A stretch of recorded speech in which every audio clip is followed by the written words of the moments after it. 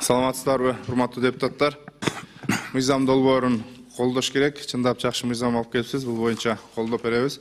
Экинчи маселе, Бакыт Эргешев келгениңизден пайдаланып айтып калайлы. Трансформация маселеси боюнча кечээ биз ошо округубузга барып элдер менен жолугушуу өткөрүп келдик. Эң негизгиси ошол трансформация маселеси болуп атат да. Сиздерге келген бир 6 айлап, 1 жылдап жатат. Мен сизге чоң жыйында да кайрылдым эле. Кара Суу районундагы айыл аймактар боюнча. Көп кармап коюдасыздар да. Мына минуска деп кетиптир. Минустан бир туура эмес жазылып калса, кичине үтүр точкасы туура эмес болуп калса, эми болбогон нерсе менен дагы аркага кайрылып кетип, кайрадан согласованияларда жүрүп атат да. Эми сиз как ошону куратор болгон катары ушуну өзүңүз айтсаңыз, эми сизде вице-премьер деген ранг бар. Баарын айтсаңыз. Мына мисалы ошол Кара Суу районундагы Мады айыл аймагында трансформация болуп, даяр болгон жеринен дагы минуска кайтып кетти. Папан айыл аймагында дагы. Ушундай жазып алсаңыз, мен сизге 6 ай мурун да айтканмын, жакшы эле болуп келет. Андан эле бир кичинекей замечание менен эле дагы 6 ай 7 айга кетип калып атат да.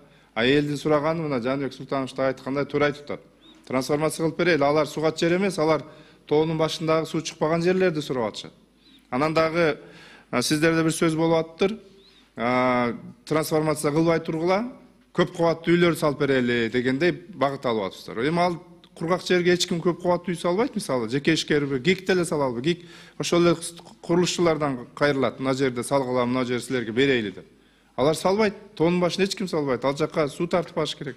А элдер ошого макул, өздөрү биригип алып, ошол аймактын планында кичинекей болсо сууларды, насосторду коюп, электричествону өздөрү тартып, андай кылганга өздөрү даяр бардыгы. Ошол 2 айыл аймак боюнча сиз бир контролго алып койсоңуз, ал жерлерге эгер көп кабаттуу үй салынат деген нерсеңер болсо, аны тез арада чечкиле да. Шаардын четиндеги болсо, анда бербейле, кесип айтып коелу. Жок, бул жерлерге бербейбиз. А кайрак жерлерди суу чыкпаган тоолорду, мына шаардын, айыл аймактын чегиндеги. Ошол жерлерди дагы кармап отурасыздар да. Ошону колго алсаңыз бактырыш. Анан экинчи маселе, асылдуулугу төмөн жайыттарды биз бак тигүүгө, баягы кунарсыз жайыттарды бак тигүүгө уруксат берүү боюнча канча жылдап талашып, мыйзам кабыл алдык. Ошонун тагдыры эмне болуп атат? Президент мен билгенден кол койду эле, ошо өкмөттө ошол подзаконный актыларды иштеп чыгуу боюнча сиздерди кармалып жатат да. Ошо боюнча жооп берип койсоңуздар, эмне болгон тагдыры? И трансформация боюнча. Кунарсыз жер трансформация боюнча, Мады, Папан боюнча мен бир тактайынчы, мен ал жерде кандай эмне болуп аткан. Өткөндө да сиз мага айтканда айтканбыз. Көп кабаттуу боюнча. Биз өзү көп кабаттуу үйлөр курганга биз аракет жасайбыз, андан кайтпайбыз, ошо барабыз.